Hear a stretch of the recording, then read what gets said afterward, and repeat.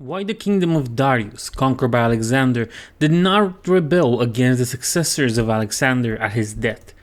Considering the difficulties which men have had to hold to a newly acquired state, some might wonder how, seeing that Alexander the Great became the master of Asia in a few years and died whilst it was scarcely settled, whence it might appear reasonable that the whole empire would have rebelled. Nevertheless, his successors maintained themselves and had to meet no other difficulty than that which arose among themselves from their own ambitions. I answer that the principalities of which one has record are found to be governed in two different ways, either by a prince with a body of servants who assist him to govern the kingdom as ministers by his favor and permission, or by a prince and barons who hold that dignity by antiquity of blood and not by the grace of the prince.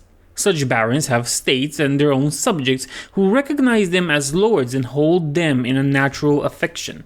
Those states that are governed by a prince and his servants hold their prince in more consideration, because in all the country there is no one who is recognized as superior to him, and if they yield obedience to another, they do it as to a minister and official, and they do not bear him any particular affection.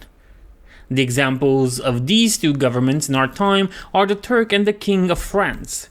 The entire monarchy of the Turk is governed by one lord. The others are his servants, and dividing his kingdom into sanjaks, he sends their different administrators and shifts and changes them as he chooses. But the King of France is placed in the midst of an ancient body of lords, acknowledged by their own subjects and beloved by them. They have their own prerogatives, nor can the king take these away except at his peril. Therefore, he who considers both of these states will recognize great difficulties in seizing the state of the Turk, but once it is conquered, great ease in holding it. The causes of the difficulties in seizing the kingdom of the Turks are that the usurper cannot be called in by the princes of the kingdom, nor can he hope to be assisted in his designs by the revolt of those whom the Lord has around him. This arises from the reasons given above. For his ministers, being all slaves and bondmen, can only be corrupted with great difficulty, and one can expect little advantage from them when they have been corrupted, as they cannot carry the people with them, for the reasons assigned. Hence, he who attacks the Turk must bear in mind that he will find him united, and he will have to rely more on his own strength than on the revolt of others. But if once the Turk has been conquered and rooted in the field in such a way that he cannot replace his armies, there is nothing to fear but the family of this prince, and this being exterminated, there remains no one to fear. The others having no credit with the people, and as the conqueror did not rely on them before his victory, so he ought not to fear them after it. The contrary happens in kingdoms governed like that of France, because one can easily enter there by gaining over some baron of the kingdom, for one always finds malcontent in such as desire a change. Such men, for the reasons given, can open the way into the state and render the victory easy. But if you wish to hold it afterwards, you meet with infinite difficulties, both from those who have assisted you and from those you have crushed. Nor is it enough for you to have exterminated the family of the prince, because the lords that remain make themselves the heads of fresh movements against you, and as you are unable either to satisfy or exterminate them, that state is lost whenever time brings the opportunity. Now, if you will consider what was the nature of the government of Darius, you will find it similar to the kingdom of the Turk, and therefore it was only necessary for Alexander first to overthrow him in the field and then to take the country from him.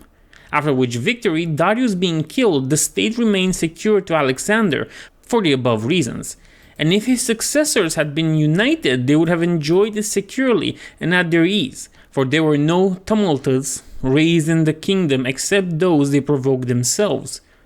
But it is impossible to hold with such tranquility states constituted like that of France. Hence arose those frequent rebellions against the Romans in Spain, France, and Greece, owing to the many principalities there were in these states, of which, as long as the memory of them endured, the Romans always held an insecure position. But with the power and long continuance of the empire, the memory of them passed away, and the Romans then became secure possessors.